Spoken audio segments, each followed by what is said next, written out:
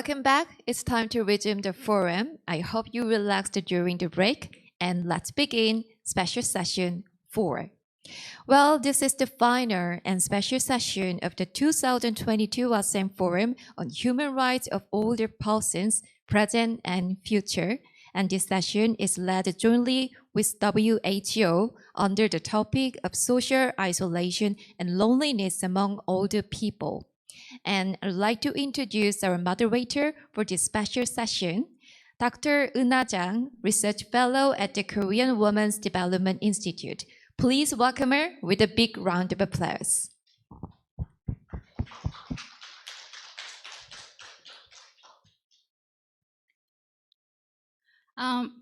Good afternoon and good morning, everyone from various corners of the world. My name is Chang, as was introduced, research fellow at the Korean Women's Development Institute. This is actually government institute under the Prime Minister's Office of South Korea, and we carry out many policy research dedicated on gender and family issues in Korea.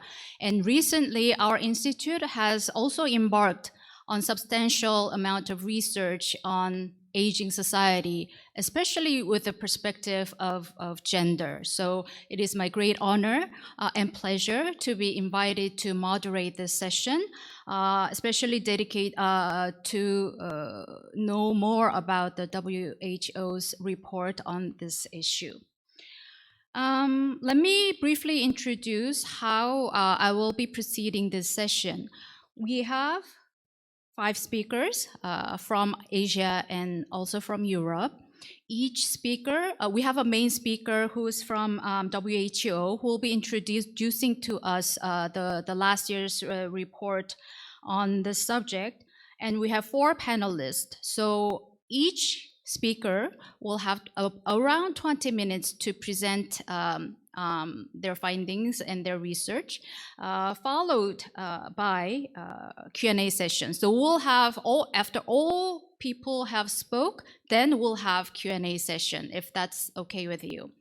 Let me briefly introduce who will be with us in this session.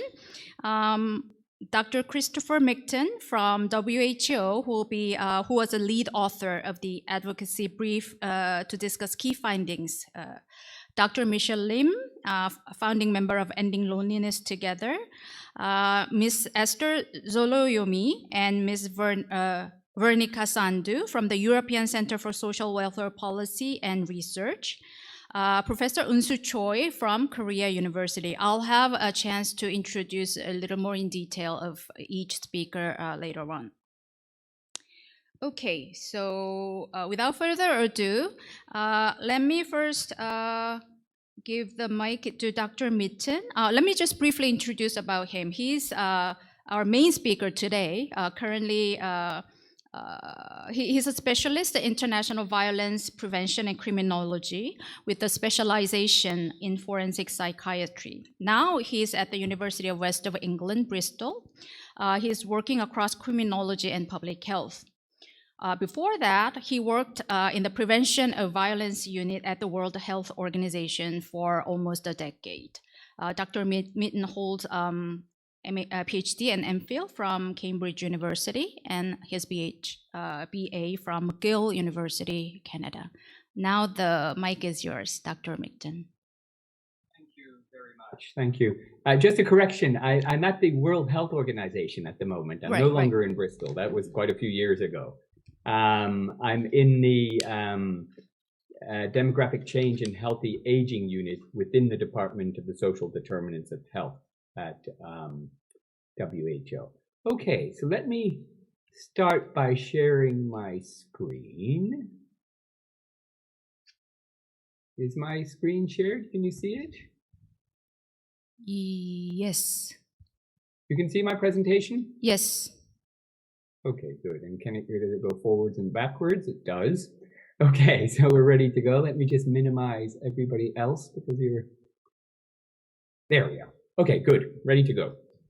So first of all, I'd like to thank the ASEM Global Aging Center for inviting WHO to participate in this forum today. What I'll do in this brief presentation is first say a few words about what WHO has done in relation to social isolation and loneliness in the past, which isn't very much. Then I'll give you an overview of the advocacy brief, which is entitled Social Isolation and Loneliness Among Older People, which was published last summer in English and recently translated into Korean. And then I'll give you just a very brief overview of our current strategy at WHO to address social isolation and loneliness, which is made up of two main components. One is building up the evidence architecture, and the second is establishing a global commission on social connection. So, till 2021, WHO did not address this topic very much at all. I tried to find documents and I only found two short documents that were produced by the WHO European office on this issue, and that's pretty much it. However, with the COVID-19 pandemic and the attendant restrictions and lockdown measures, social isolation and loneliness really became a much more prominent topic. And even before the pandemic, there was an increased interest in social isolation and loneliness in a number of high-income countries, especially the UK and Japan, both of which have actually appointed a minister for loneliness. So in 2021, WHO decides to increase its activities in this area, and we start by focusing on older people within the context of the Decade of Healthy Aging, which WHO is leading with other UN agencies. Then more recently this year, we decided that we'd address social isolation and loneliness across all age groups, no longer just older people as well, but other age groups too. And the first step we took was to develop and publish this advocacy brief last summer. You can find it here at this link, the English version as well as the Korean version. This is the English version. This is the Korean translation, which the ASEM Global Aging Center very kindly translated for us into Korean. I'll give you a brief overview of this advocacy brief. I won't go into any detail. You can read the detail if you're interested, but it starts off by going over what we know about social isolation and loneliness among older people. And it starts by distinguishing between the concept of loneliness and that of social isolation. Loneliness basically refers to a subjective feeling, a painful subjective feeling, sometimes referred to as social pain, that results from a discrepancy between desired and actual social connection. Social isolation is an objective state, something that can be quantified, and it's a state of having a small network of kin and non-kin relationships, and thus few or infrequent interactions with others. The two haven't always been found to be highly correlated. It's possible to be socially isolated and not lonely, and lonely and not particularly socially isolated. So only a weak correlation has sometimes been found between these two constructs. The brief then goes on to look at the scale of the problem and finds that about 1 in 3 older people are lonely in different countries of the world. This isn't a global estimate. This is kind of a range based on studies in different countries, in Europe, in Latin America, in India, and China.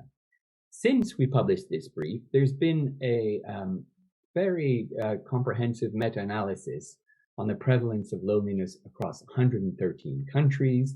And for older people, most of their data comes from European countries, but they found that it varied from a low of 5% of older people being lonely in Northern European countries to a high of about 21% in Eastern European countries. So they come to estimates that are lower than our 1 in 3. Brief goes on to look at the relationship between age and loneliness and concludes that it's not exactly clear what this relationship is. Some evidence suggests it's a U-shaped curve with high rates of loneliness among younger people, high rates among older people, lower rates in between. but other studies don't find that U-shaped curve. We look at gender and loneliness. We find that they're broadly similar levels of loneliness across gender, across the lifespan. And the brief also looks at recent trends in loneliness and concludes that it's unclear if global rates are going up or down.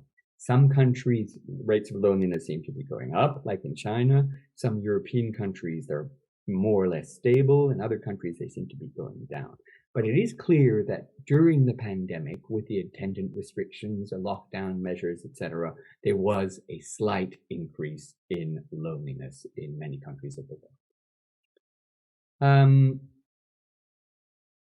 In terms of consequences, it's clear that social isolation and loneliness among older people are harmful. They shorten older people's lives. They damage their physical and mental health, and they reduce their quality of life. This figure shows a little bit more detail on the consequences.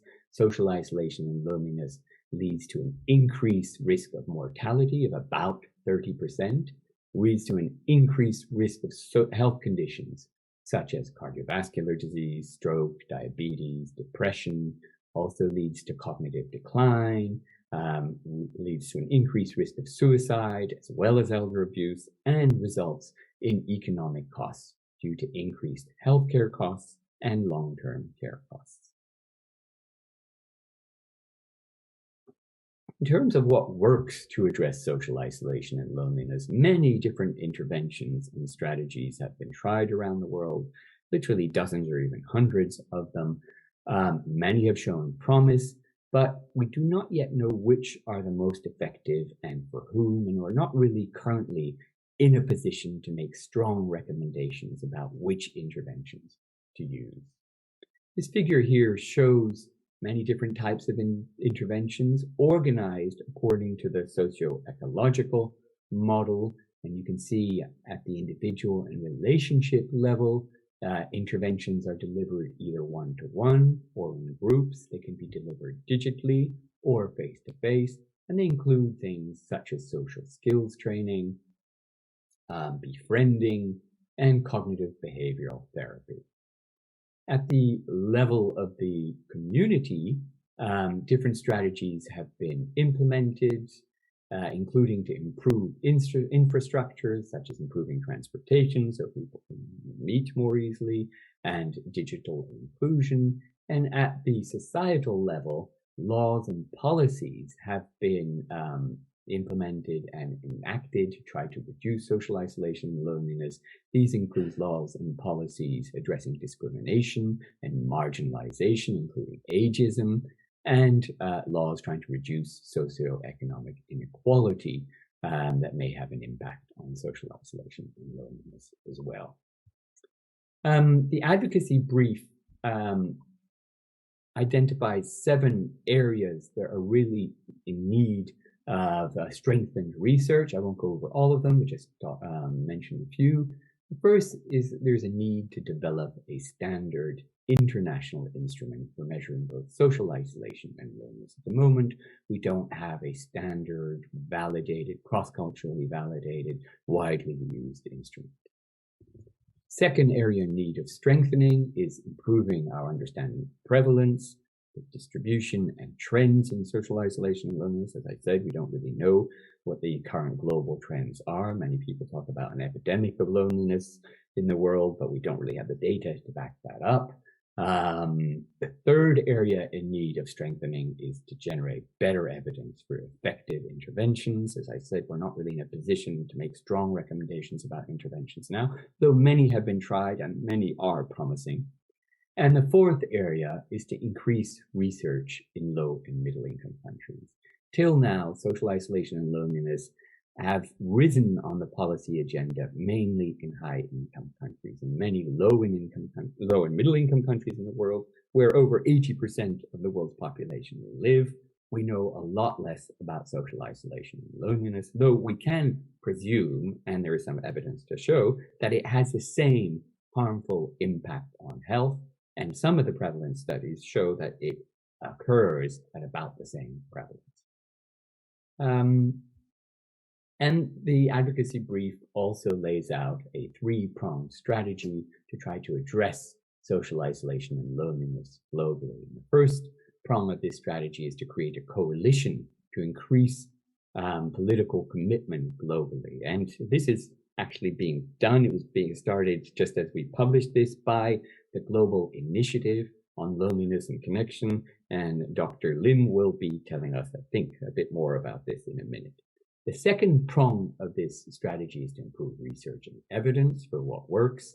And the third is to scale up effective and cost-effective intervention.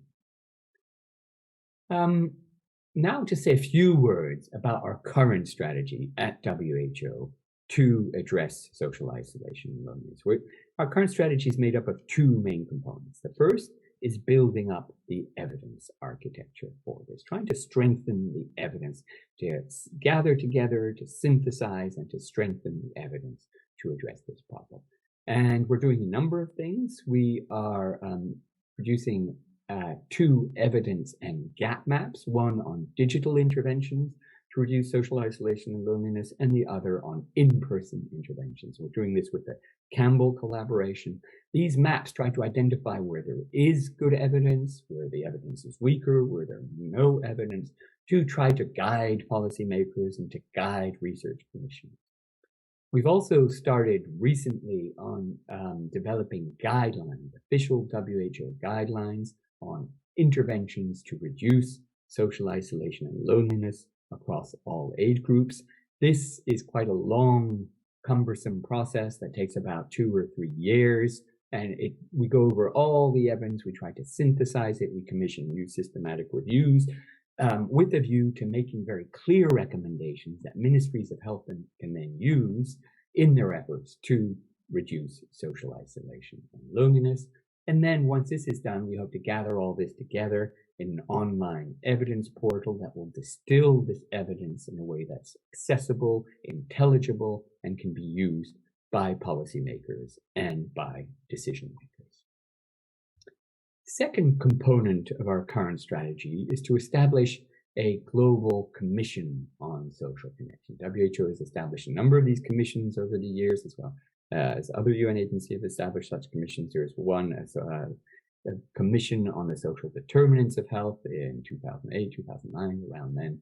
So this would be a global commission on social connection, and its aim would be to increase the visibility and the political priority of the issue, and then to speed up the development and uptake of cost-effective solutions to address social isolation and loneliness. Be made up of high-level commissioners, 10 or 12 high-level commissioners, and a secretariat, which would sit at WHO and include other organizations and UN agencies, as well as an advisory board. And this commission will have 4 main outputs.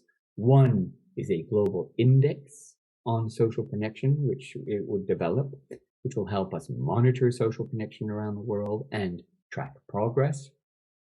The second main output of the commission would be a flagship commission report, which would make the case for increasing attention to this issue, and which would also make a number of evidence-based recommendations on how to go about tackling this issue.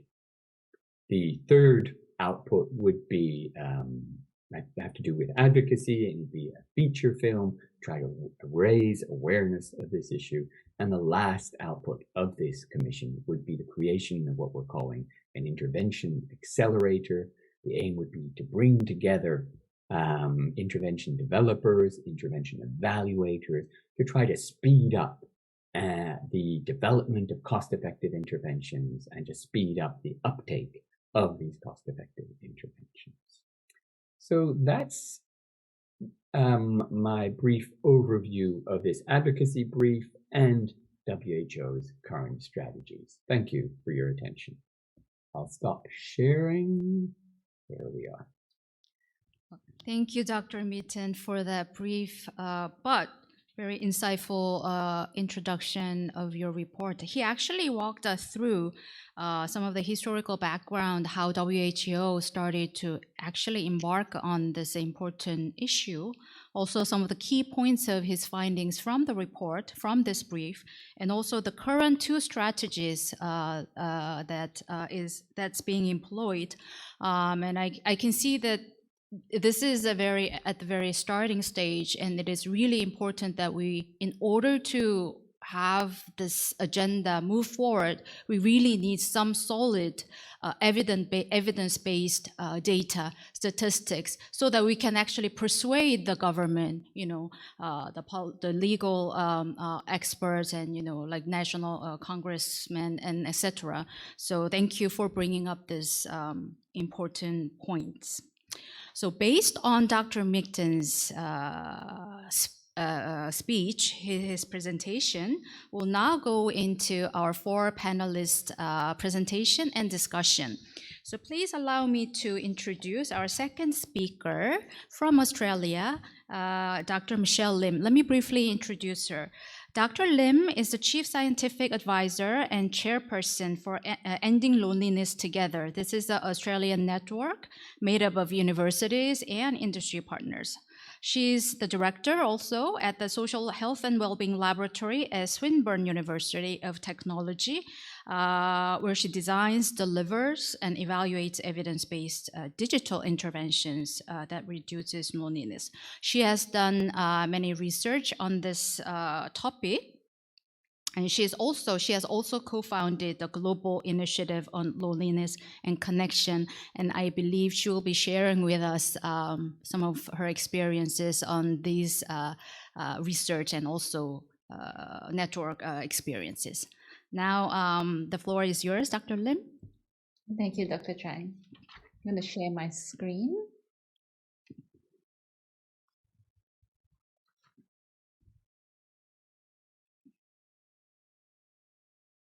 Okay. Thank you, first of all, for having me. I really feel very privileged to be on this panel today. And thank you, Chris, as well, for giving us a wonderful overview of I guess, the global state of affairs in loneliness and social isolation.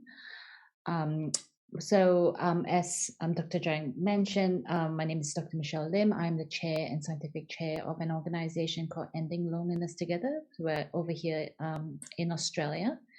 And this national organization is really focused on addressing chronic loneliness across the lifespan, so both young and old.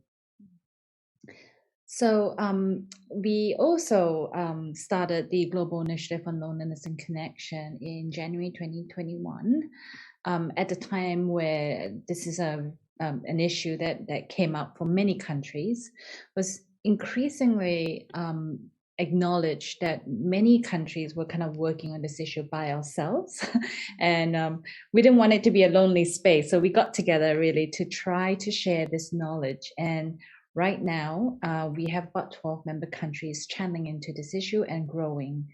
So I will tell you what our focus is in a minute, but I just want to kind of just briefly say that what we're trying to do at the moment is really also collaborating with the World Health Organization on their commission to social connection or addressing loneliness and social isolation.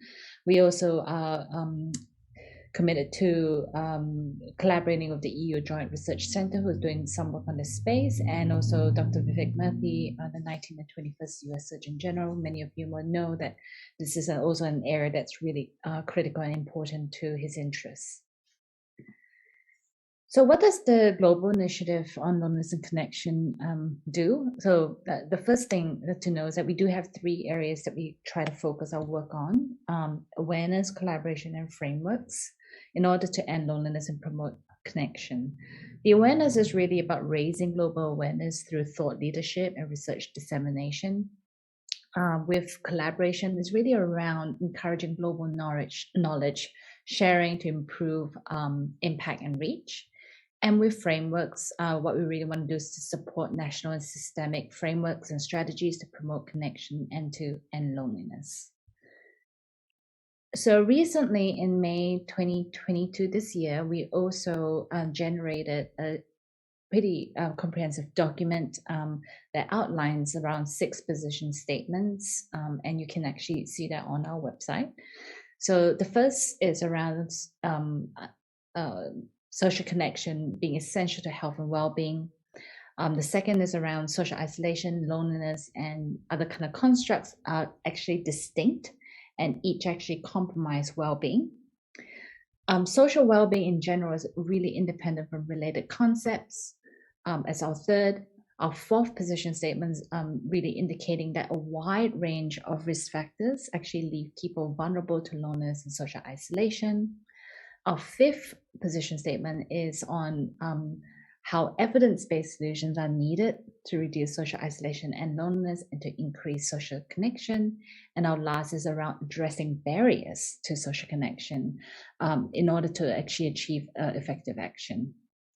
And because there's a lot of confusion about what loneliness and social isolation is, and including lots of misconceptions within researchers ourselves, we also set up to, in these position statements, set up to actually define this issue, which is now being adopted by each of our member countries, about what we mean when we actually talk about loneliness. So loneliness in this case, as Chris mentioned before, is a subjective, unpleasant, or distressing feeling of a lack of connection to other people, along with a desire for more or more satisfying social relationships, compared to social isolation, which is around objectively having fewer social relationships, roles, group memberships, or infrequent social interactions. And we did define this solely because those misconceptions actually will lead to ineffective actions on the ground, and really being able to define them and also understand that there is the overlap. You know, it's really mildly to moderately correlated across the lifespan, but don't actually mean the same thing. What is really critical for us to ensure that having a good understanding would then actually allow us to take the effective action for both. I want to kind of bring us back to the national agenda in Australia and kind of talk about a social recovery white paper that we've released just about a month ago.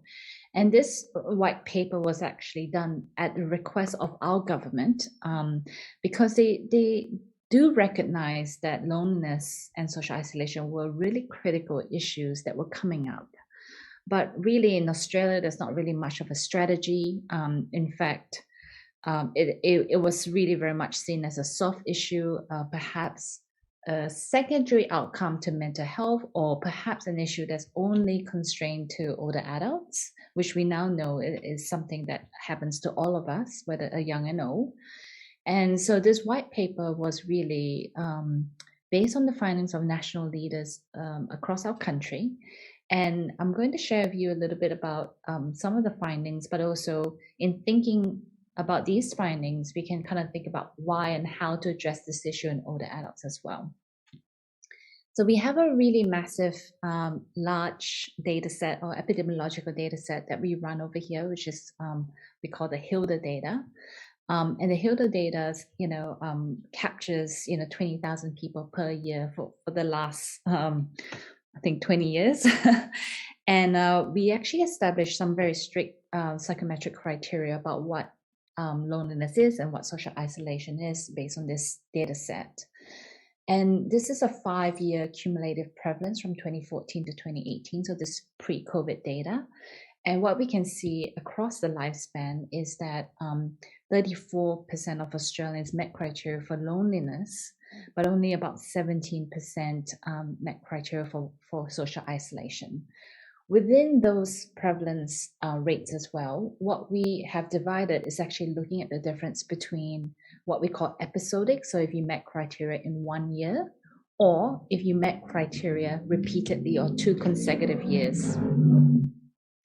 So we can see here that 21% of Australians reported what we call loneliness in the one time point, in the discrete time point, but 13% reported it in consecutive years.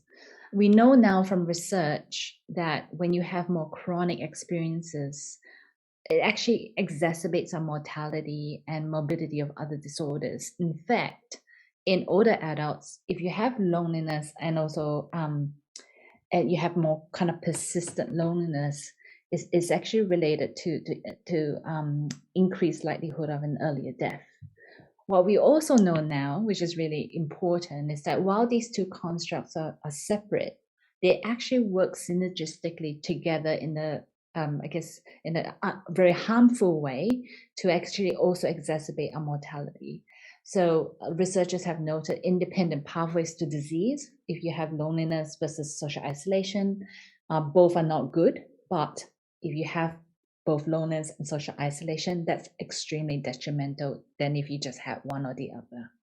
So in thinking about this, our focus has always been thinking about not just reducing social isolation, but also what can we do to also take it one step further to also address loneliness, because we know now it's critical. So in terms of some of the recommendations that have come out of the social recovery white paper, and this is something I've mentioned earlier, is that lots of confusion, definitely in Australia. A lot of the interventions that are out there that are being sold as loneliness interventions are indeed social isolation interventions. So if you go back to the prevalence rate of what we are seeing in Australia, social isolation half that of loneliness, but yet all the funding solely goes to interventions in social isolation. And by that, I mean a lot of money, and we're talking about, $60 to $100 million being put into programs where, community organizations would visit, say, an older person in their home, but they may visit them for 2 minutes, and that would be considered a loneliness intervention.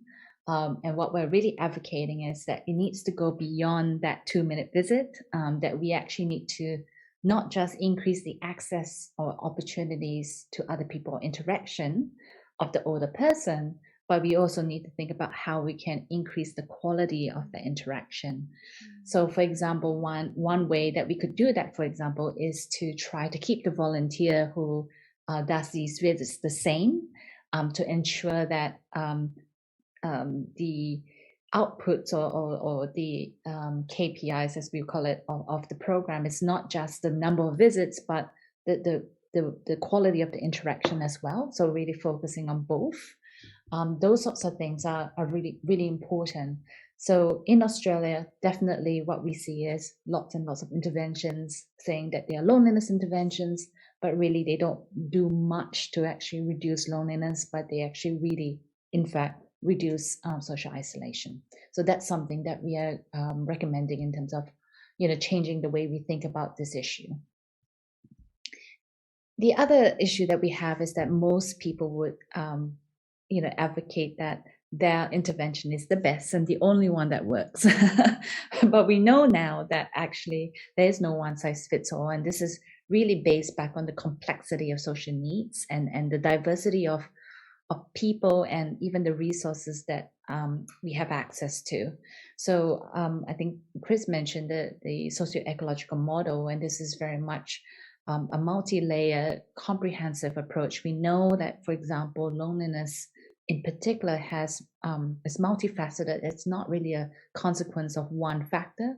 Often it could be a consequence of many factors. And while loneliness, for example, is an innate signal for us to connect, and it's normal to feel lonely at different times in our lives, what happens though is that our loneliness is maintained through kind of more systemic barriers. For example, the communities that we live in, that we see huge effects with, neighborhood deprivation, income levels, not enough green spaces in our neighborhoods that actually are associated with higher levels of loneliness. We know that certain policies around, for example, aged care policies that we don't have enough age-friendly communities being built. We don't have policies around how we can ensure the quality of those aged care visits actually are coded as opposed to just visits. We don't actually also have many interventions even around trying to educate our healthcare or aged care practitioners about what loneliness is and is not, or what social isolation is and is not. And also educating, again, on the kind of more relationship level, the friends, families, people you work with, and also the individual themselves. There's a lot of shame and stigma with feeling lonely in older adults. There's also generational differences in how they conceptualize it. Often when we speak to older adults, they are ashamed to say that they are lonely, and are more likely to deny it when you use the word lonely because of that stigma that kind of still persists. So in thinking about this issue, we need to think about different kinds of solutions that can go across these levels, and they're both direct and indirect solutions. And worryingly, and kind of mirroring what Chris has said before, the evidence-based solutions are rarely implemented at scale. So what we see is little pockets of interventions that work, and really it's perhaps linked to the lack of funding. So we see, small pots of interventions working at a local level, but they're rarely implemented on a much larger community level. And the third recommendation that we really have around how we can actually recover from this pandemic is that we need to think of addressing loneliness in particular, both within the prevention space and the intervention space. So we know from the literature already that loneliness, for example, is a poor antecedent to high levels of depression, social anxiety, and paranoia across a 6-month period in the general population. What we are also seeing here is loneliness is associated with high levels of suicide, especially in older men.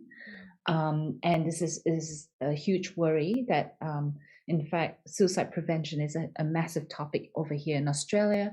And we're trying to think about what we can do to address loneliness and social isolation to prevent suicide. But also some emerging literature about how we can actually address loneliness and social isolation to facilitate recovery from illness, to slow down more negative effects on our health, like cognitive decline, and very important to government as well, to reduce the impact of health usage on our services, because we know it's a huge economic burden. From memory, we know that for every person in Australia that gets lonely, it costs the government around $1,565, and it's equating around $2.7 billion a year over here in Australia. So based on our 3 recommendations, we also have 4 actions, and I'm not going to go through all of them, but briefly I'll mention that what we are interested in doing is really building a social connection framework that can actually go across cultures, across ages, across sectors. Now, that's something that's not available right now within Australia. I'm going to be focusing on Action 2 in a brief minute. So Action 2 is around strengthening our workforce capacity. Action 3 is really important, which is very similar to the global initiative in Loneliness and Connections, around empowering community and kind of building awareness in a community about how we can actually help people who are lonely in a dignified, respectful, and meaningful way, in ways that actually they find useful. Again, just going back to the stigma of loneliness, what that actually means is that people are underreporting, people feel very disrespected when you kind of have these conversations that don't actually understand or honor the lived experience of someone who's lonely. It's really important for us to kind of teach our community words and language and strategies to actually talk about this issue without further stigmatization of the issue. And Action 4, again, fueling Australian-based research all the way from prevention to intervention, but also things like knowledge translation is really critical and lacking. I will focus, and this is one of my final slides, really around the Action 2, and I think this is something that is lacking in many countries, not just Australia, but that we really need to think about how we can strengthen our workforce at the moment in terms of trying to address this issue. So this, for older adults, for example, could be in aged care and the health workforce.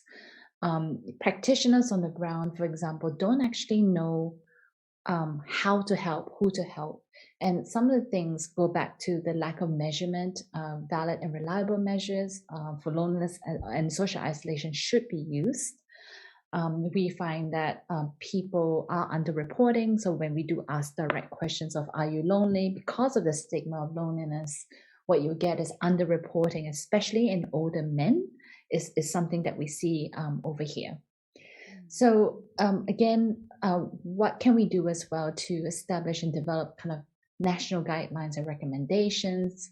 And in doing that, we really need to co-design not just the person who is lonely, but also across age and health practitioners, again, about how we talk about these things. Now, there's also a huge issue around being culturally sensitive. You know, Australia, has, I think 1 in 2 Australians are not born in Australia. And the different cultural groups that might interpret the questions that we ask and what loneliness is and their beliefs about who should be helping is also going, all those factors are going to be, things that we need to really uncover and clarify before we actually make a huge difference. So thank you very much. I'm going to end there and I will move on to my next panel discussant. Wow, thank you so much for this extensive explanation and sharing of your research and also your frontline experiences. I was especially struck by your definition, a clear definition of loneliness and social isolation. Actually, in Korea, we still don't use this term loneliness. And social isolation, yes, more and more we started to hear about this social isolation, especially after the COVID-19 pandemic. Now we are very familiar with this term, but not loneliness. And it was really enlightening to while hearing your presentation, and also I really was also very impressed by some of the gender implications. You mentioned about some higher propensity of older men in some instances, so maybe I'm getting more curious about this issue. So thank you so much. Okay. Please jot down, people online, if you have any questions, comments, more specific questions that you want to address to these speakers as we go along. Let me move on to our third and fourth presenters who will be actually sharing their time to, I think they will be dividing some of their presentations. Let me introduce both of them right now at this moment. Ms. Eszter Zólyomi, she's a researcher at the European Center for Social Welfare Policy and Research in Vienna. She has 15 years of professional experience in comparative research on income inequality, poverty, social inclusion, aging, and gender. She participated in many research and consultancy projects. From 2008 to 2012, she was the coordinator of a research project on mainstreaming aging indicators across the UN European region. And she was part of the research team of the Active Aging Index. So she is the specialist in this issue. We have another, the next presenter is from the same institute, I believe, Ms. Veronica Sandu. She's an associated expert with the European Center for Social Welfare Policy and Research, the same institute. She's a social protection expert with more than 15 years of working experience. She's engaged in research projects that looks into different aspects of support to vulnerable groups, including older population. These two experts will be sharing their time, and I believe Ms. Sandu will be speaking first on their research, findings, and experiences. Ms. Sandu, the floor is yours. Thank you. Hello, everyone, and thank you for having us. I will share my screen and then, without further ado, we start the presentation. I hope you can see it clearly on your screen. So today with my colleague Eszter Zólyomi, we will be presenting the results of a study we did on social isolation and loneliness among older people in Europe. It was a study commissioned by Unsu Institute in Spain, and I will have to also say that we have a third author, Choi Eszter. I'm trying to move the slides. Just a second.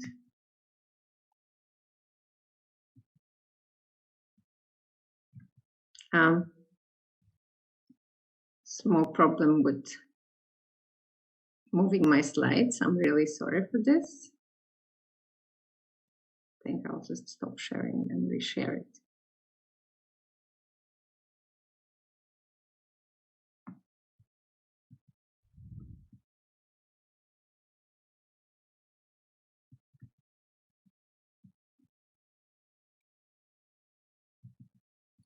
I'm really sorry. Oh. I have an issue of changing my slides, and I truly don't know why. Eszter, maybe you will try sharing. I propose then one of the organizers share the slide, and then we can just say when the next slide is should be moved. Okay, let me check with the. Yeah. Thank you. Thank you. I'm sorry for this. These technical things happen. Yes, thank you. Thank you.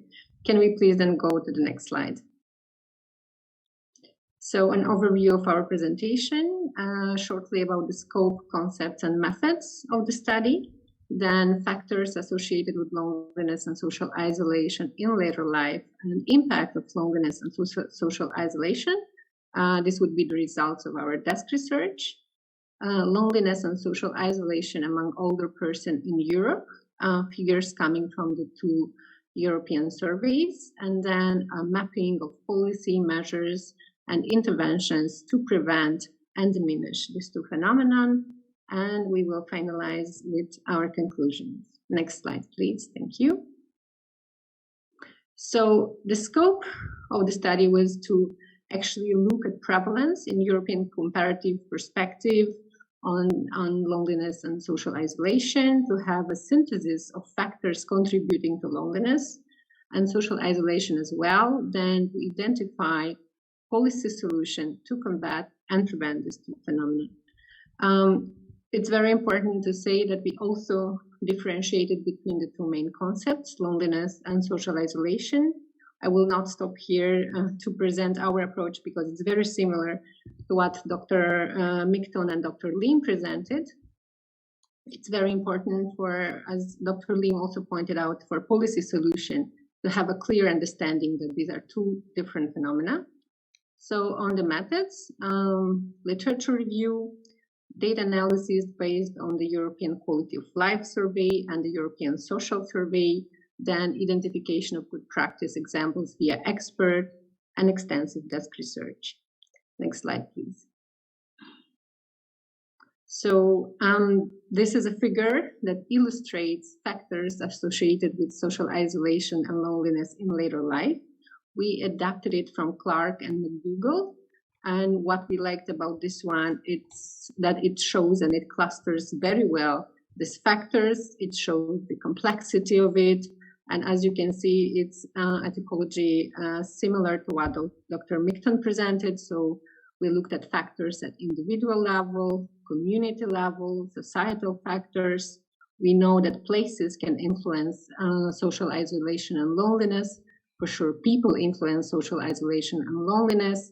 The socioeconomic drivers could be influencing as well. And all of these factors vary across the lifetime course, as Dr. Lim pointed out. So maybe we'll have now a zoom in into a few of these typologies. Next slide, please. So when we looked at these factors, our perspective was more to provide a comprehensive understanding to the policy makers on what to consider when designing measures to prevent and diminish these two phenomena. So we saw from the desk research that age is a factor for sure. We knew that while embarking on the analysis.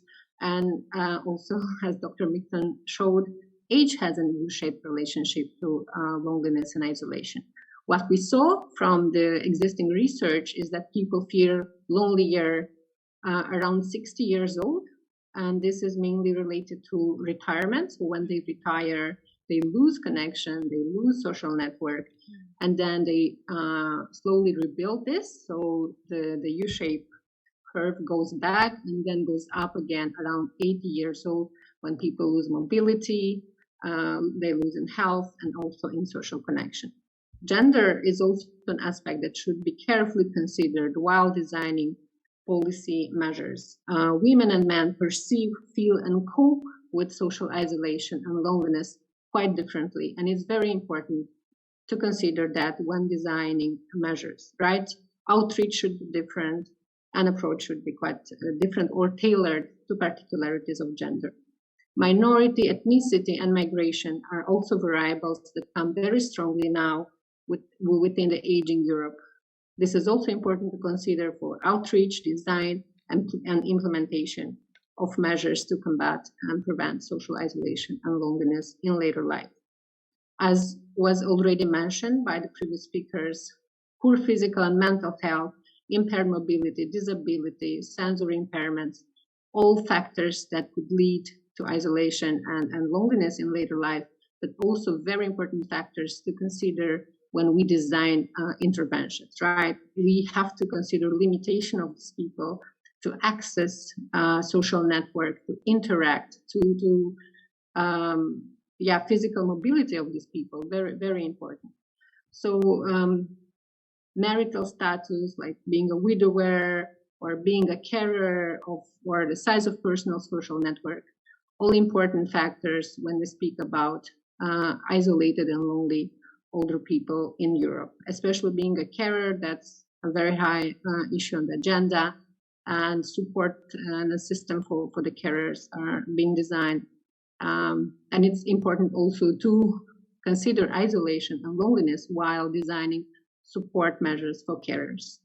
Next slide, please. So on the community factors, also already mentioned, the neighborhood characteristics are very importantly when we talk about measures to support social interaction of older people. Safety, very important. Access to services and amenities, availability of recreational areas, as well as social activities, cultural activities. The distance and access to safe and affordable means of transportation, also very important to consider while designing policy for all the population. And then lack of access to communication technology, internet and social media, also a new tool and also a useful tool while designing measures and implement these measures. We will see later on how technologies are used in prevention and diminishing policies. Thank you. Next slide, please. And then societal factors, of course, broader phenomena that influence social isolation and loneliness in later life. As also mentioned, material deprivation, like the income level, very important. People that have more material financial opportunities, they interact more. That's quite intuitive. The social protection and pension country profiles also influence, and of course it's related to what I said above about the income level, the overall population aging, the very concerning increasing number of single resident households in Europe, factors that would lead to and need to be considered in combating policies and measures, the great geographical mobility that we have in Europe, and we all are grateful for it, but then this could cause parents left behind by children that move freely inside Europe. Emigration, urbanization, all of this should be considered at national level while designing and looking at measures to prevent and combat isolation and loneliness in later life. Next slide, please. I would truly not stop or look in depth on the impact of social isolation and loneliness on all the people. My previous speakers very nicely presented that. It's very important to tackle this issue, and we all, I think, acknowledge and know that.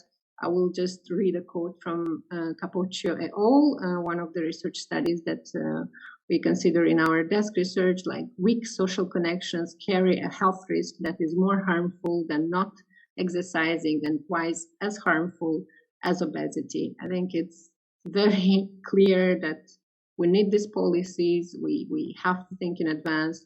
We have to think about prevention. In one of the reports, there was also a quote saying that loneliness and social isolation in later life is caused by 20 years of decisions and context. So quite important to consider that. And, you know, also while talking about all the people, measures to support social integration and reduce loneliness in other people, we have to look at small things like how we help those in residential care, how we help those in nursing care, how we prevent institutionalization, how we prevent hospitalization, and all of those issues. With that, I will stop. I will kindly ask to move to the next slides, and I will give the floor to my colleague Eszter. Thank you. Thank you. So for our studies, we also, basically the main idea was also to look at, from a comparative perspective, building on existing survey data in Europe on the prevalence rates of loneliness. And as you can see, loneliness affects a significant share of all the populations in Europe. And this is pre-COVID data, so this was already the case before the COVID-19 pandemic.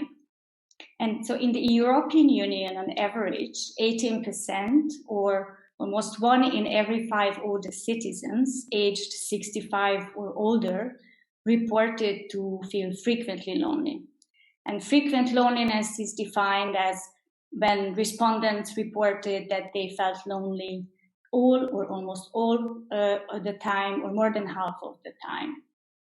And as we can see, the prevalence of loneliness varies greatly across the countries. It tends to be more common among older people, especially in Eastern Europe, but also in Southern Europe, whereas older people in Northern European countries appear to be much less affected.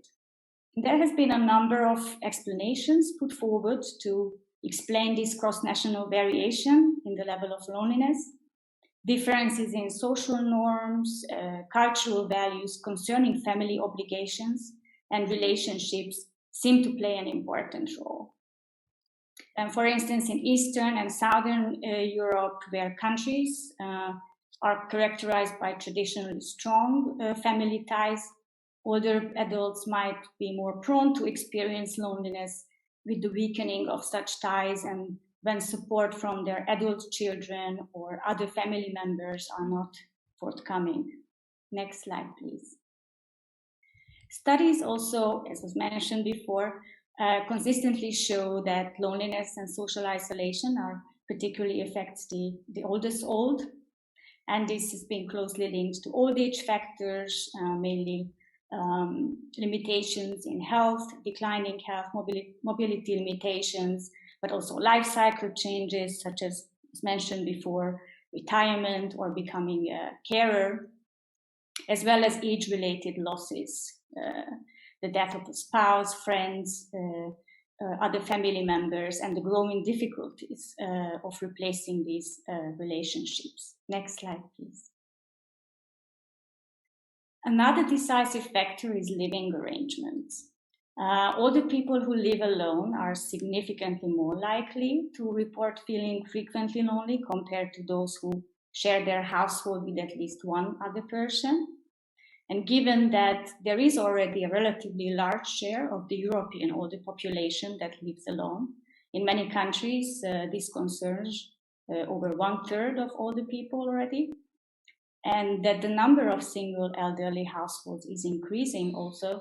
So loneliness is definitely an issue, and living arrangement is definitely a factor that deserves particular attention. Next slide, please.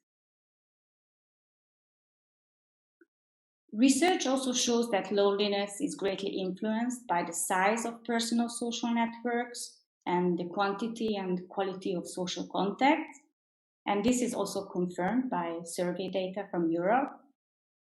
In Europe, more than 1 in every 10 older persons reported in 2018 that they met socially with friends or family less than once a month or never.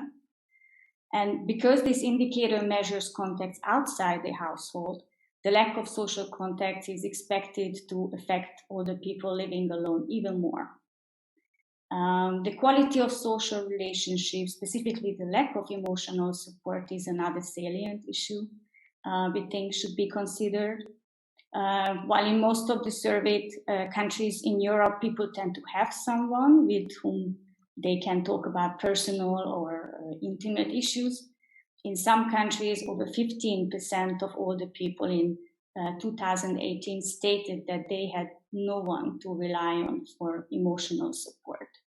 And this is important because those who report to having people with whom they have a close, confiding relationship, on average, have a lower likelihood of experiencing loneliness.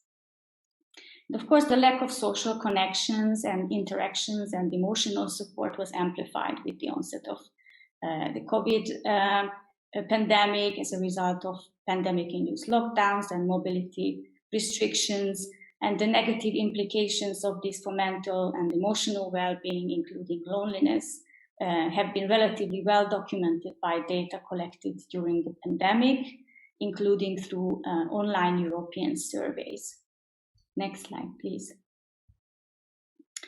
So in April-May 2020, when most of Europe was in first lockdown, 1/4 of older people reported to be affected by loneliness, which then decreased as European economies and societies were gradually reopening, only to increase again almost a year on as countries were still dealing with various levels of lockdown. And it's important to note that loneliness during the pandemic had not been an experience confined to older people alone. And it had indeed a large impact also on other age groups, as you can see, especially younger people. And just before handing over again to Veronica, who will continue, I just want to highlight some limitations also regarding data availability on loneliness in Europe. So while in Europe is a region that is relatively well covered by large comparative surveys that also allows to study this phenomenon from a cross-country perspective, the data mainly cover European Union countries. And so there remains also disparities in terms of data on loneliness when considering the broader European region. There is also a need for studies that can analyze long-term trends of loneliness across the life course. And such longitudinal data that was already presented by Dr. Lim Hilda in Australia is particularly important to identify and to account for factors especially associated with the onset of loneliness, which can then inform policies and also help developing effective interventions in this regard. And now I hand over to my colleague who will continue the presentation. Thank you. So on the following slide, as you can see, it's a sort of a mapping that we did to truly see what is available out there in terms of policies, measures, and interventions to prevent and reduce isolation and loneliness of all the population. We also group them in a logical way, which ties very well with the factors. So we have individual support, which is one-to-one.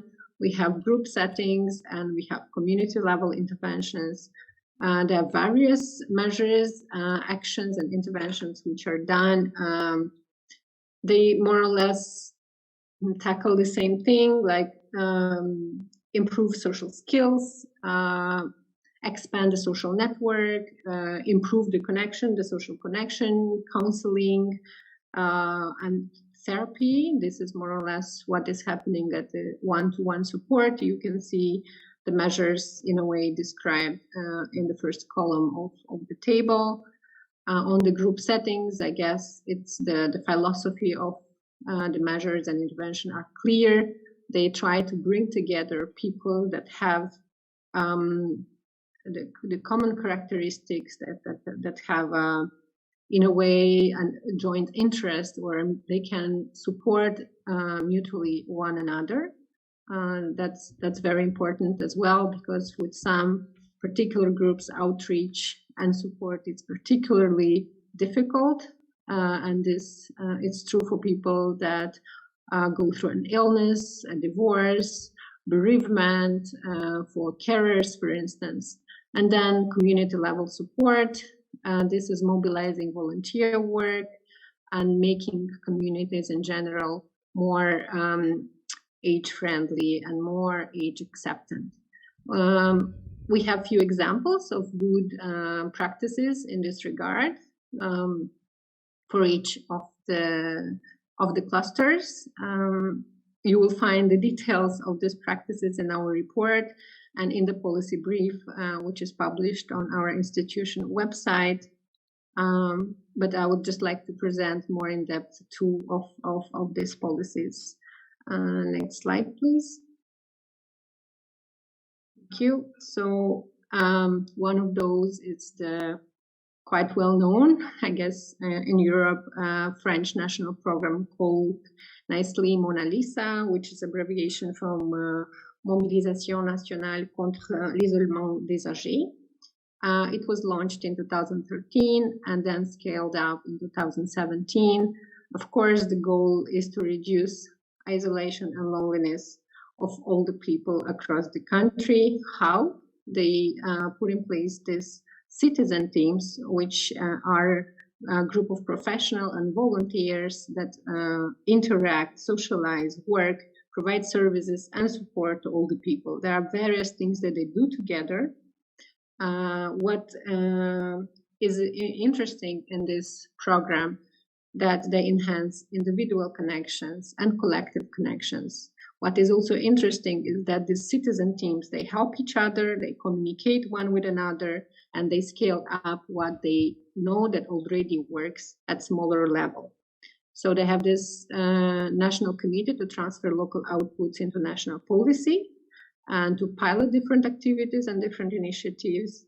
And this proves a good filter to see what works and what doesn't.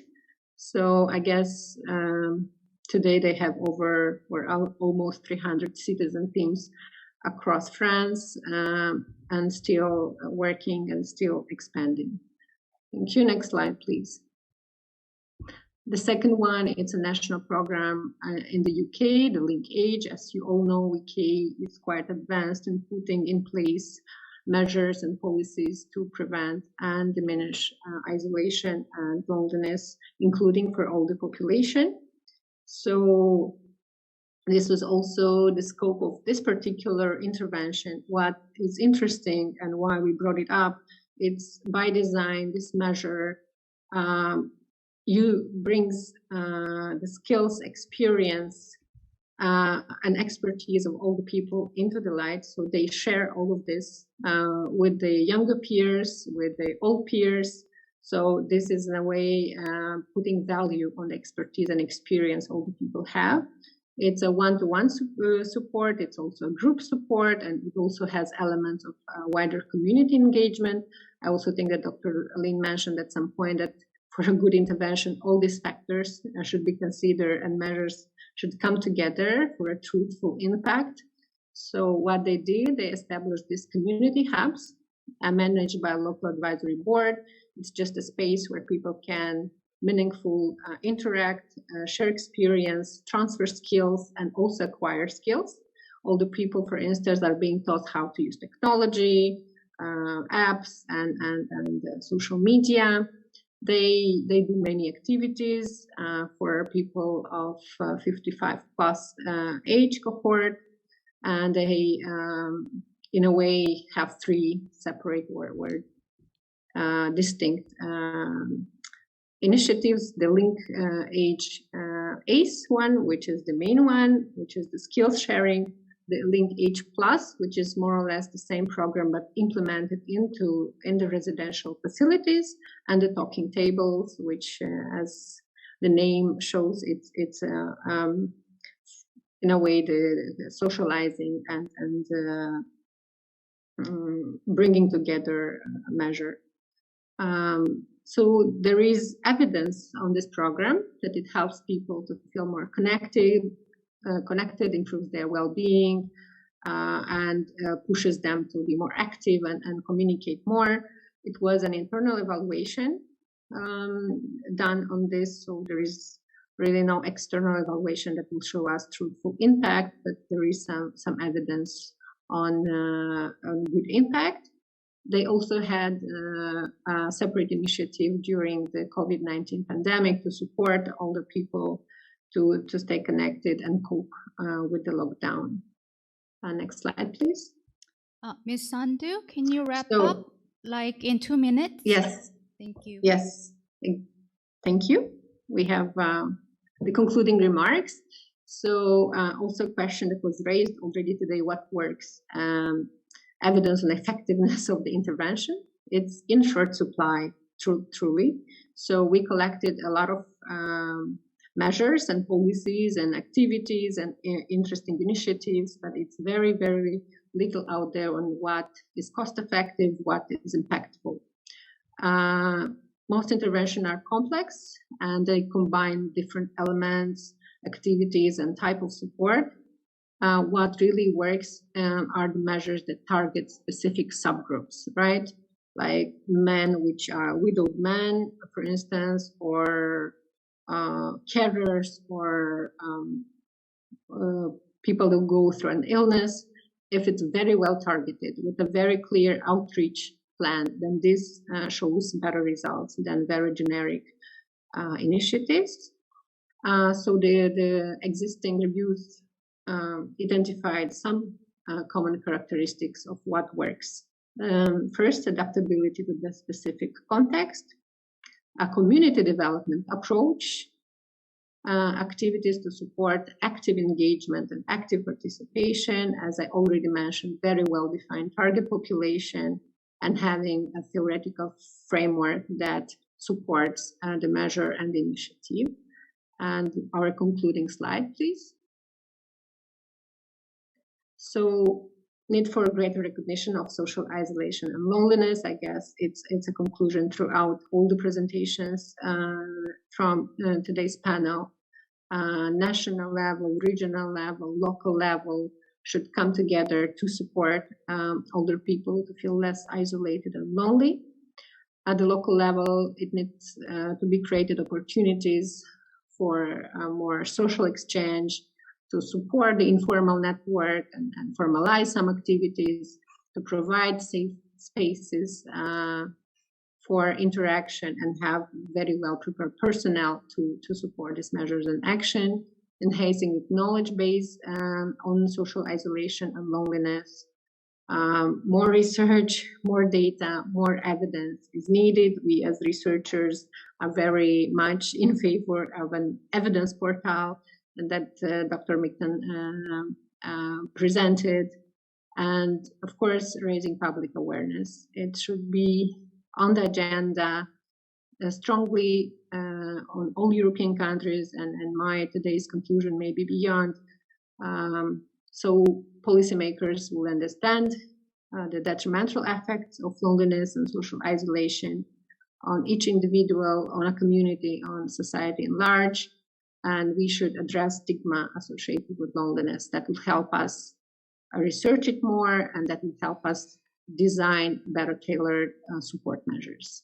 I will just quickly invite Eszter maybe to add if she wants on the conclusions. If not, that was all from our side.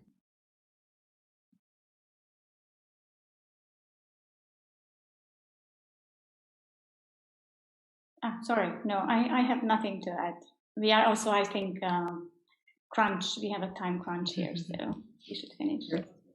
Thank you so much. So details in the report and in the policy brief that you can find on our website. Wow, thank you so much for that quite in-depth, extensive, rigorous policy research results done by these two experts from Europe.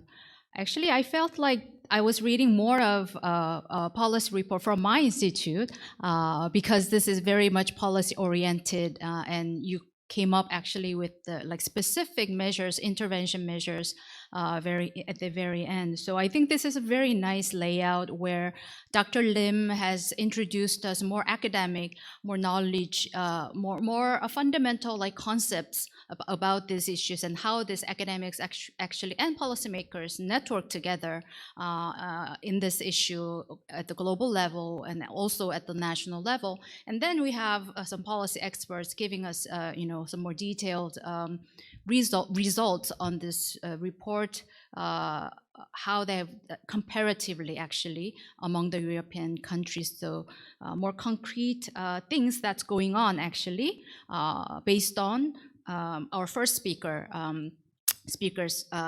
broad overview on this social isolation and loneliness issue. Okay, we have our last panelist, but not the least, Professor Unsu Choi from Korea University. Let me briefly introduce her. Professor Choi is associate professor at the School of Psychology at Korea University, Seoul, which is one of the very prominent universities in Korea. She is interested in studying how cultural context shape people's emotional, cognitive, and behavioral processes. Currently, she's working on the interactions of diverse groups in South Korea, including older persons. So, Professor Choi, the floor is yours. Hi, everyone. Can you hear me okay and see the screen? All right. Okay. Hi, my name is Unsu Choi, and thank you so much for having me. It's a great honor to be a part of such an important event. But before I begin, I would just like to say that I am not an expert on aging or policy for older adults. I'm a social psychologist by training, and I have conducted research on well-being with mostly younger adult population because that's who I can get to recruit on campus. But in the process, luckily for me, I got to work with other collaborators on older adult populations and published some works recently, and that's how I got to connect with ASEM Global Aging Center. So the things that I would be talking about today is more of a broad approach to understanding well-being of older adults, focusing on the issues of social isolation and loneliness. And I will do this by putting this age group into a developmental context. So, which means I will look at the role of these social relationships and loneliness across different age groups and how they may differ and what are the implications of it. I'm afraid that some of the materials that I prepared overlaps with other speakers, so I'll try to skip that part as much as I can so as not to bore the audience. So I think I may be able to end the presentation sooner than planned, which I think helps in this situation. So just to start off with a really a common sense that we all agree, humans are social animals. We as a species have this fundamental motivation to bond with other people because that was crucial for our survival in our evolutionary history. So the fact that this need to belong or to need to be connected is so fundamental to humans shows when people are deprived of it. So when people experience social rejection or social exclusion, people say that they are heartbroken or they feel hurt. And this is not a figurative expression. People literally feel physical pain when they are socially isolated. So this is the brain areas that are typically involved in physical pain, but are also activated when people are rejected by others. So at the brain level, a pain from a toothache and a pain from a heartbreak is pretty much the same. So there's also a famous study done by Nathan DeWall back in 2010, in which he showed that people taking the Tylenol reported reduced distress in response to social rejection, which also indicates that social pain is very real. And there have been, substantial number of studies on the effects of social isolation over the past 40 years or so. And research has a solid findings that social isolation is associated with increased mortality. And these are very much covered in the media as well. Some researchers argue that the risk of being lonely is comparable to the risk of smoking up to 15 cigarettes a day. And this is all very much covered previously by Dr. Christopher, I forgot the last name, Mikton, sorry, Dr. Mikton and Dr. Lim and others. So I'm just going to briefly mention. So these are all of the negative associates of social isolation or loneliness. There's cost to physical health, and most notably regarding the coronary artery disease. And of course, social isolation has also been found to risk factors for mental health issues, most notably depression. And there's also some indications that there's a link to neurocognitive impairment like dementia.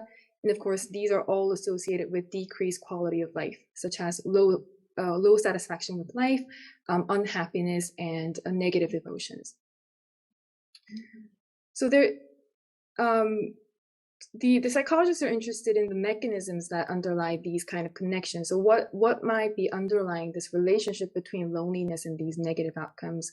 And researchers have documented a couple of significant mediating factors that account for such effects. And I think this is important for policy perspective because you can then identify the exact the processes by which you can intervene. First, social relationships has some effect on health behavior. Specifically, relationships can serve as a positive pressure for people to engage in healthy behaviors.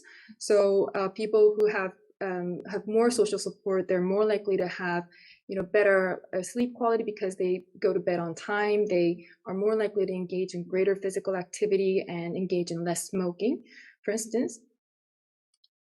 And the second pathway is through psychological mediators, namely stress, because this feelings of loneliness is very much associated with the perception of being rejected by others, which is inevitably linked to a sense of worthlessness, right? It's low self-esteem.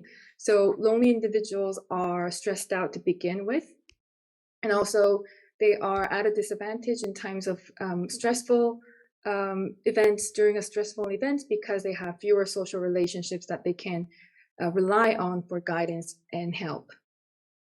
And also finally, there is this direct cycle starting from the feelings of distress of loneliness to elevations in sympathetic nervous system, the HPA system as well. So there's a strong evidence that low social support and loneliness are linked to both acute and chronic elevations in blood pressure, higher inflammation markers, even the gene expressions. Well, so one thing that is noteworthy by reviewing this literature is that most of these studies on loneliness and its adverse effect on health outcomes are from studies on older people, which is the focus of our time here. But I just wanted to mention that there are fewer research on the effect of loneliness for younger people. And this is probably because there is greater public awareness of loneliness in older adults, right? When we hear the word lonely, we often think about an old man sitting on a bench by himself.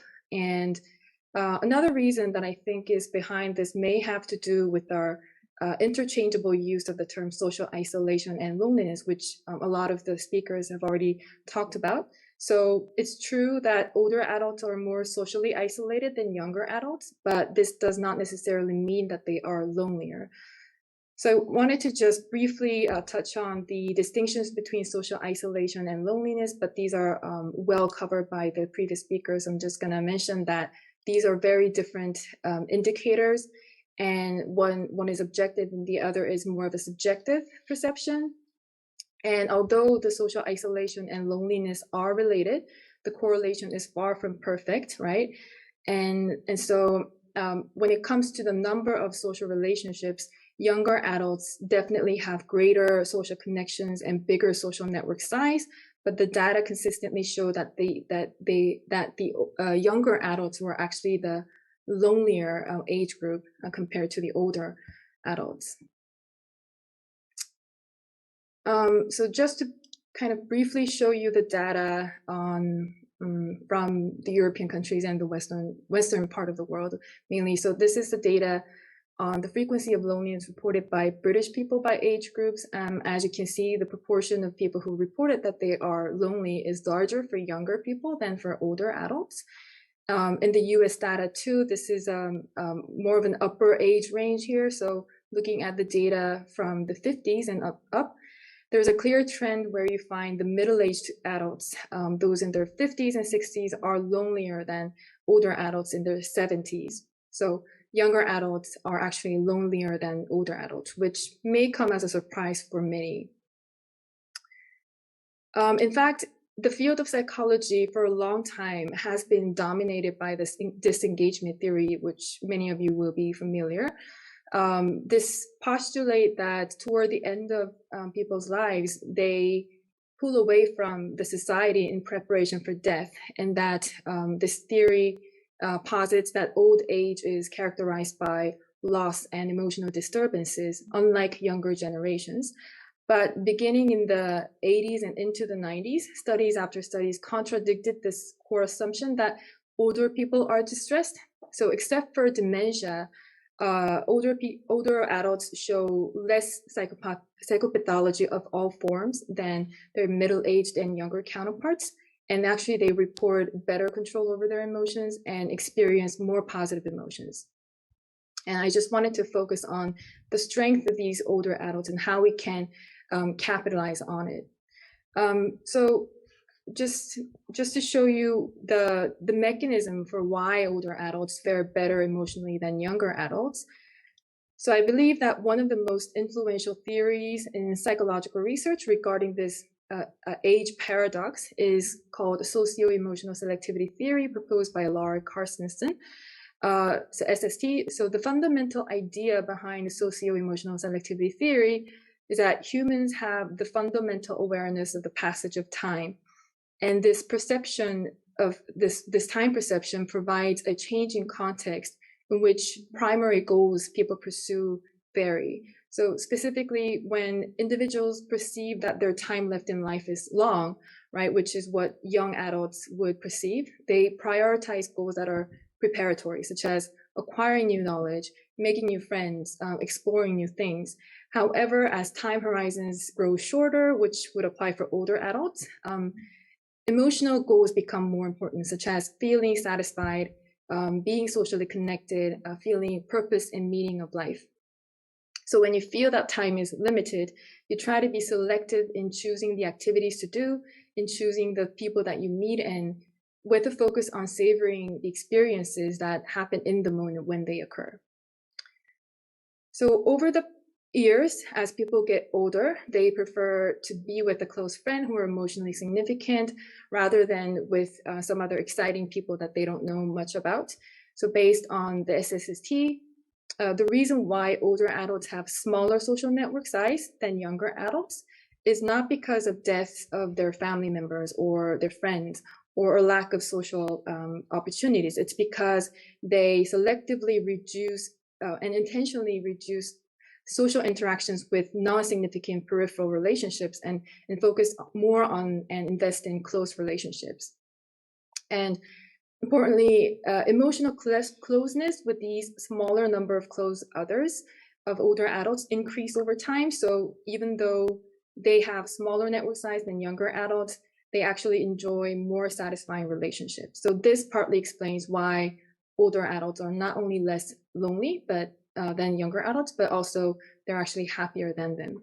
So we have seen and heard about this U-shaped relationship between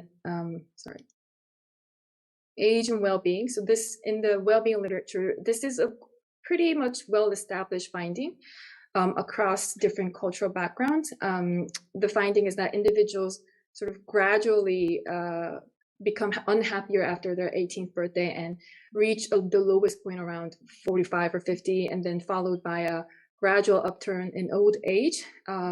So this is a typical U-shape that you see in this relationship. This graph you're seeing is actually based on a large data set of over 10,000 Koreans between the ages 14 and 75. And you can see that consistent with previous research that was mostly done in the Western culture, there's a U-shaped relationship between age and well-being here as well.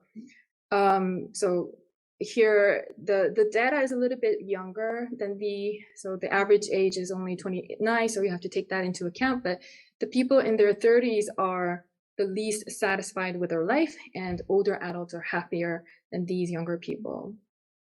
But what I wanted to focus on in this talk was that it wasn't that all older adults were happier than younger adults. It was actually only those who were agreeable, who had the personality trait of agreeableness, who were happier than their younger counterpart. So this is the results that I visualized. So here you can see that those older adults who fare better than their younger counterparts are the ones who are agreeable, which is this purple line here. And those older adults who are not agreeable, which is indicated by the red line, were actually less satisfied with their life than those who are younger. So agreeableness is this personality trait that is important for maintaining social relationships, right? People who are agreeable, they're more likely to be cooperative, forgiving, less quarrelsome, and accepting, which are all features that help fostering positive relationship with others. So the fact that this personality trait becomes particularly beneficial for older adults suggests that interpersonal relationships are more critical for older adults' well-being than for younger adults. So, just linking this back to the socio-emotional selectivity theory, there are reasons to believe that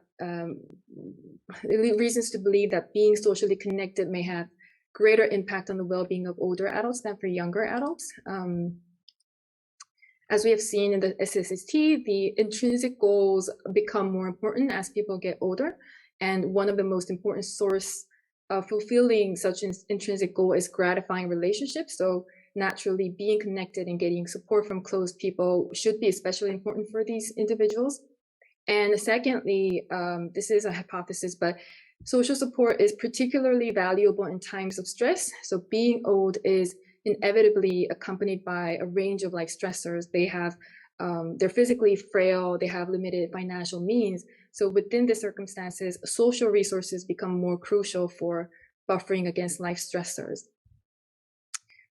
So indeed, this was the case for Korean older adults as well. So I'm going to show you some of the analysis that I did with my colleagues with Korean adults living in Seoul.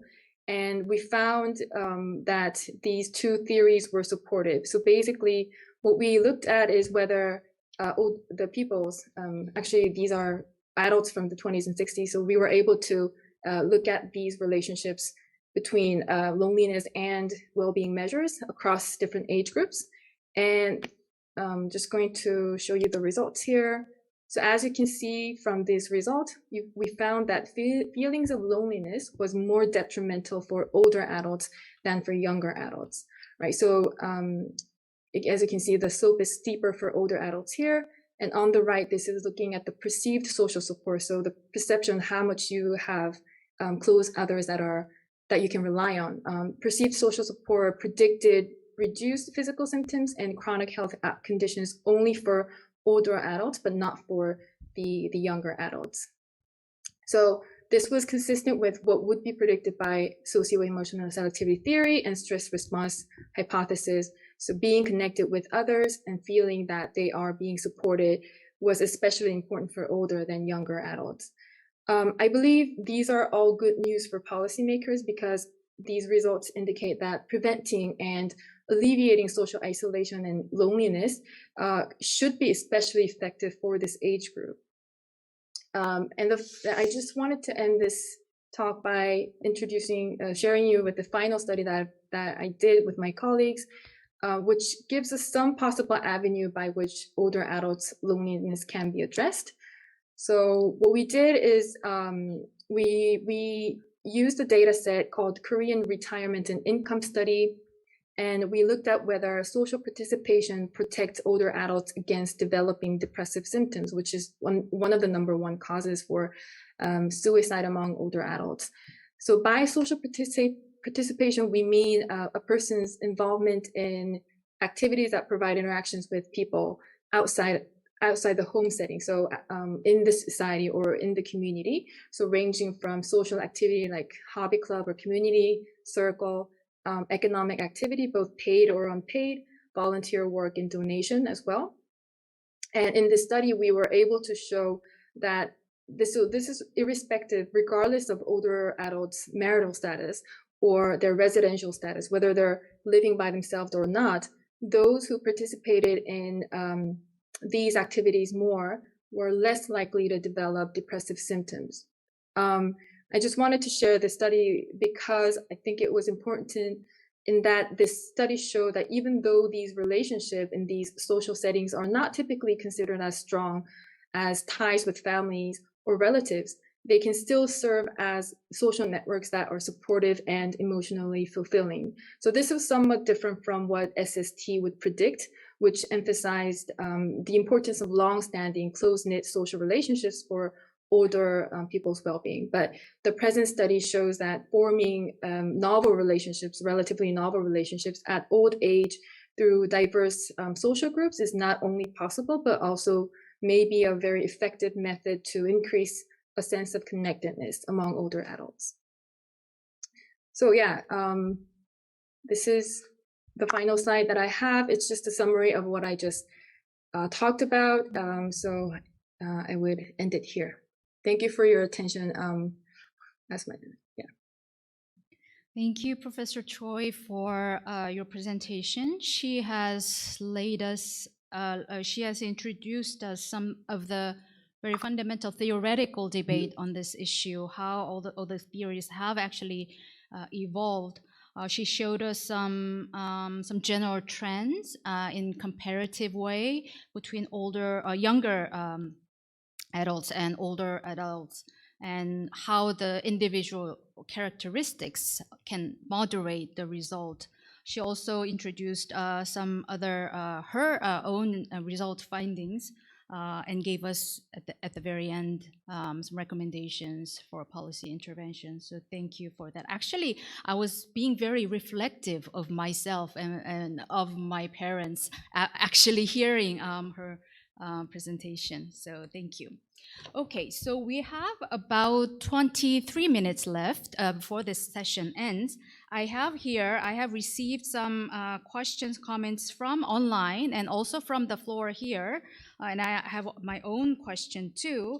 Let me do this. I have actually selected some of the questions for each of the presenter today. I'll briefly go through one by one, and in the order of today's presentation, for example, Dr. Mikton first, maybe you will have about 3 or 4 minutes to answer this question, and maybe if you have question for other presenters, if we have time at the very end, we will have that discussion. So let me, okay, I have nicely. So first question goes to Dr. Mikton, and I think this is more of institutional efforts that made by WHO. It seems very significant that WHO, as the most influential international organization on public health, has taken an initiative to address loneliness. Could you tell us more about the background in which this organization has come to take this initiative? and WHO's future plan, including Global Commission on Social Connection. Actually, I'd like to add a few points. I'm very curious because it's really hard to move an organization or a government to initiate a new topic or new agenda. And I was wondering, adding to this question, was there some sort of dynamic within the organization? Was there a strong leadership? Or was there like a study group, or was there someone, group of initiators who kind of pushed this through within the organization? So that's the first question for Dr. Mikton. Second question goes to Dr. Lim. You talked about one size does not fit all, and I'm thinking that this is a very fluid. So to address this issue, you have to be fluid. The policy interventions has to be fluid and has to be varied according to different culture, region, local context, etc. But do you find any, like a fundamental common spaces or some sort of like a principle that's common to all cultures that can go across all the cultures? If you have found anything during your research and networking, could you share with us? And my third question goes to our third and fourth presenters. Maybe you can divide among yourselves. You have introduced like two intervention case studies in your slide, and the question that came to me is, within that context, there are many interventions that have been made to combat loneliness in Europe. What proved to be most effective and why? I think adding to your already mentioned two cases, do you find any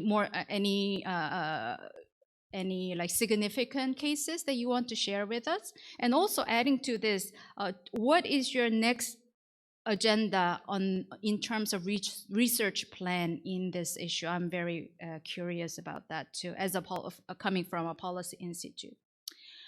Last question goes to Dr. Choi. What are the most urgent interventions do you think Korea needs to take to address and combat loneliness, particularly among the older people? So these are 4 questions that came to me, and I'd like to ask you to answer this question. First, Dr. Mikton, can you start? Sure, yeah. So, yeah, the question about how this issue has kind of risen up the priorities of WHO. I think there was a context in which all this happened, which I think most of us are aware of. There was the COVID pandemic that really highlighted this issue in many, many people's minds. I think this really brought home this issue. But I think even before the COVID pandemic, as I said in my presentation, the issue of loneliness, social isolation was rising up the policy agenda in many high-income countries. I mean, in England, well before the pandemic, in Japan, in the Netherlands, in Germany, in the US. So it was rising up the policy agenda in many countries, and I guess WHO had to kind of pay attention to this. And then there was also the launch of the Decade of Healthy Aging in 2021. And within the decade, it became quite quickly clear that this issue had to be addressed. So I think these are kind of the background factors that prepared the ground for a greater interest in this. And then within the organization, well, I guess it's really myself and a colleague or a couple colleagues that have been pushing for this. And we haven't quite succeeded yet. We're hoping to establish this global commission on social connection, and we have the support of our directors and the assistant director general, but we're still waiting for the final approval of Dr. Tedros, the director general of WHO. But everybody so far has been very, very supportive, and we've tried to make the case, the WHO really has to be addressing this issue as best we could. Trying to emphasize that this isn't some kind of peripheral soft issue that we can simply ignore. This is an issue that has very serious, as we mentioned in many of the presentations, many very serious implications for health. it's as important a risk factor as smoking, as obesity, maybe more, maybe less, etc. So we've really tried to bring home the fact that this is an important health issue, and WHO cannot be seen not addressing. So we just first spoke to the director, then the assistant director general, and now the director general, trying to persuade them. And they've been very receptive, and I think people have understood that this is an issue that has to be addressed by WHO. I think one of the challenges we'll face within WHO is a global organization, and its focus is mainly 80% of the people live in low and middle income countries. So its focus is mainly on low and middle income countries. The challenge will be to reframe loneliness and social isolation as truly a global issue. At the moment, it's really more a high-income country issue, mainly countries like the UK, the US, Netherlands, Korea, Japan, etc., that are taking this issue seriously. In those countries, that has risen up the policy agenda. In the rest of the world, it's often perceived as very much a secondary issue, and we have to try to change that because, of course, from the epidemiological data we have, we know that loneliness and social isolation occurs at prevalence rates that aren't very different. Some places higher, some places lower, but aren't very different from high-income countries, and have the same health consequences. So, there's no reason it shouldn't also be rising up the policy agenda in low and middle-income countries. So that's a little bit about the background to how these issues have started to rise up the policy agenda within WHO. Thank you for that explanation. I hope Korean government pays attention to today's forum to start supporting WHO. Dr. Lim? Thank you, Dr. Chang, for the question. It was actually also a very difficult question, and I don't know if my response is going to do it justice, but it's going really back to the principles and definitions of how loneliness comes about, and this is a subjective feeling, and therefore there is no one size fits all. But even across cultures, I think what's really important is really asking the question of what's a meaningful social interaction or relationship for that person. For some of you may know there's different kinds of loneliness or subtypes of loneliness, intimate and social, emotional. And there are people who feel less lonely, just even having kind of meaningful social interaction with people they're not within their family, maybe just people that they just come across. So they don't actually have to be friends with those people to actually find some relief from loneliness. So it's really around what's meaningful to that person, and it can differ across cultures. And we know actually in a lot of research with young people, for example, they favor more quantity of relationships as opposed to quality relationships. And again, whether that's right or wrong, there's intergenerational issues around how we defined it. Their loneliness may be a consequence of feeling like they don't know that many people, and those relationships they know are not of the quality that they expect. So I think finding what's meaningful to them will always be critical, and this is why we always advocate for the lived experience. And for some of you who don't know the term lived experience of the person who we're trying to assist or empower, that literature really comes from the mental health literature, where there's a change in the way we think about how we help now. Traditionally we often kind of go with the traditional models where the doctor knows best, but now we're kind of going into this phase where actually we need to integrate the lived experience of the person that we're assisting. If not, program uptake will be poor or retention will be terrible. There's no point if we kind of deliver these sorts of interventions or at any level, but if we don't integrate that lived experience or incorporate their opinions and co-design those things are really likely not to work. Oh, thank you so much. I clearly understood. So it has to be that person oriented, or service recipient oriented, not from the service giver point of view, but that could be one of the principles that we could all apply to across cultures and religions. Thank you so much. Next question to Ms. Sandu and yeah, your colleague. Thank you. Thank you. So to your question, what we do have in our report, so we presented 12 case studies, promising, if not good practices on how to tackle loneliness and social isolation. Since true data on impact and cost effectiveness is lacking, what we did, we had a sort of an expert consultation, and we looked at these practices from the perspective of transferability and from the perspective of scaling up.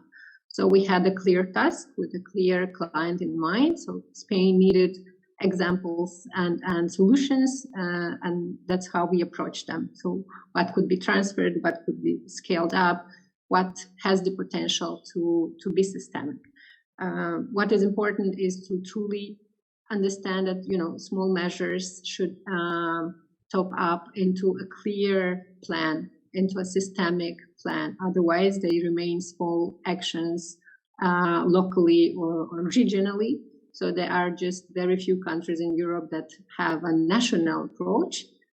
One is the Netherlands, for instance, that has a clear strategy, a national strategy to combat loneliness and social isolation, the UK as well, but all others treat this matter fragmentally, and you find them in various strategies and no clear understanding of how things will come together to a national impact. So this was a bit our approach.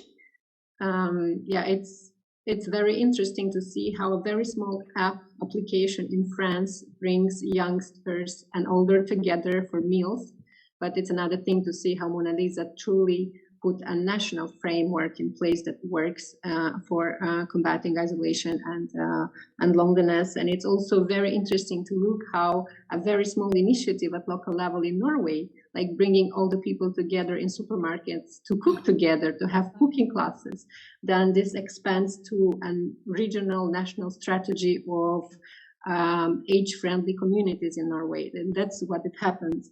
So being systemic, checking what works, having resources and data to back up all these solutions is the way forward in our opinion. And then I will give the floor to Eszter to add and reply to the second part of the question. Thank you. Yeah, thank you. I mean, in terms of future research, I think there is still a lot to be done. And as the other presenters also noted, that many of the evidence that we already have, but it's really not systematized and reviewed. So I think there's definitely one area also in Europe that would need to be done, in addition to all these kind of data collection, investment in data infrastructure, implementing the panel or longitudinal data that also allows for comparison across countries. As you know, in Europe, the European Union is also kind of an entity that brings together initiatives and policy that then provides guidelines and frameworks for the member states. So comparative research in this regard would definitely be very helpful in the European context. And just to also add to what Veronica has mentioned in terms of the lack of these kind of national strategies that specifically address this phenomena. I know that there is increased research going on, for instance, in Germany at the moment. Germany is planning to launch a national strategy on loneliness, and they require more evidence and research. So there is ongoing studies that are implemented, for instance, in Germany. So the strategy can be supported by all available evidence that is there. And this is just one example that I think this is a topic that is definitely is gaining more recognition in Europe as well. And countries are also kind of getting, starting to do more research and also building in this topic in, for instance, the national aging strategies, even if it's not specific to combat loneliness. Thank you so much. Hearing from Ms. Sandu, I was thinking, oh yes, we need national strategy, but don't think it too difficult, you know. We can start from like communities. What can we do together at the very community level, like in supermarket, maybe we can do something together, and that can be rolled out. So thank you so much, and thank you for sharing the next step. I think your study can be like a reference point for many other countries, especially in Asia, Southeast Asia, and also some comparative context too. So thank you. Professor Choi, can you share like your thoughts on like how South Korea can do better, or how South Korea can start intervening in this issue? Yes, well, like I said, I'm not an expert on policy issues for older adults, for any group actually, really. But one of the things that I noticed is that the poverty rate of senior citizens in Korea is staggering. I believe the latest data that I saw was 3 times that of the average of the OECD countries. So I think almost half of the senior citizens in Korea are under the poverty line, which means that they are also socially isolated, because if you look at the data on the relationship between socioeconomic status and perceived social support, there is definitely a strong negative relationship between those two. So I think targeting specific group of these underprivileged senior citizens would be the most important thing to do, because they're actually are most in need of those health services, social services. Thank you. I think South Korea has a long way to go, and hope this forum can be a good kickstart to carry out or start that discussion. Before closing, I'd like to actually share my own thoughts too. Hearing from all these experts from Asia and from Europe, I came to think about 2 points. First point is about the can the feeling of loneliness be an asset? Can this be empowering? A little bit of twist, because we know that older people has a lot of capabilities. They have experienced a lot of things. They have wisdom. They are resilient. They have gone through so many life experiences.